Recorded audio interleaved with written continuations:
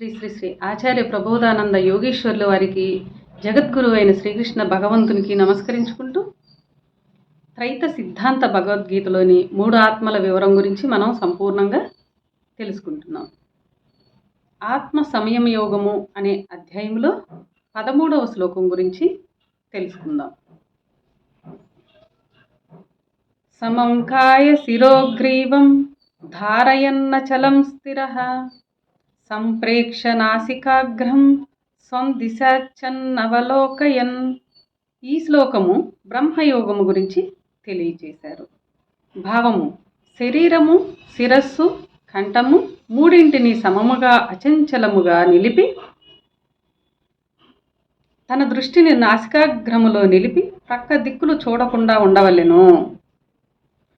వివరము: శరీరములోని వీపు భాగమును, కంఠమును, తలను మూడింటిని చక్కగా నిటారుగా ఉండునట్లు చేసి కదలకుండా కూర్చొని యోగ సాధన చేయవలెను. వీపు భాగము, కంఠము, తల వంగిపోవుట వలన వెన్నుముక చక్కగా లేకుండా వంకరలుగా ఉండును. అట్లుండుట వలన 6 స్థానములలో చేరు జ్ఞానాగ్ని వెన్నుముకలో గల బ్రహ్మనాడిలో సులభముగా ప్రవహించగా నిరోధం ఏర్పడుచుండును. నిటారుగా లేకుండా ఉండటం వలన వెన్నుముకలో గల బ్రహ్మనాడిలో సులభముగా ప్రవహించగా నిరోధం ఏర్పడును. నిరోధం ఏర్పడుట వలన లోనికి చేరు శక్తి పూర్తి చేరలేదు.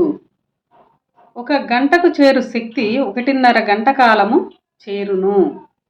వెన్నుపాము నిటారుగా నుండుట వలన జ్ఞానాగ్ని సులభముగా లోపలి 7వ స్థానమును చేరును.